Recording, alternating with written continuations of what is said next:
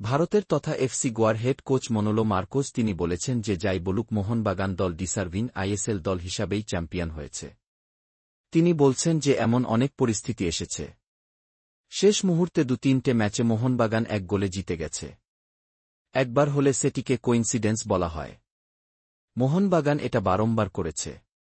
এবং একটা champion mentality দলের মধ্যে এটাই থাকে যে তারা ৯-০ মিনিট লড়াই করার চেষ্টা রাখে।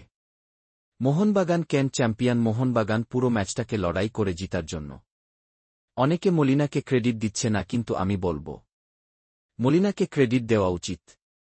মোহনবাগান দল ভালো, মোহনবাগানের সবাই ভালো, কিন্তু এত বড় দলকে পরিচালনা করানোর জন্য সঠিক মানুষের দরকার। মোহনবাগানে এই সিজনে সমস্ত কিছু ভালো করেছে বলে লিগ একতরফা জিতেছে এবং যে যাই বল মোহনবাগান দল ডিসার্ভিং দল হিসেবেই আইএসএল চ্যাম্পিয়ন হয়েছে। মোহনবাগান ফ্যান্সদের আর অন্য কাউকে জাস্টিফাই করার কোনো দরকার নেই। এই ভিডিওটা শেয়ার করে দিন, ওরাই জেনে যাবে। ভারতের কোচ সেই বলে দিচ্ছে। ভিডিওটি এখানে শেষ করছি। আশা করি ভালো লাগলো। ভিডিওটি ভালো লাগলে সাবস্ক্রাইব করে বেল আইকনটি অন করে দেবেন।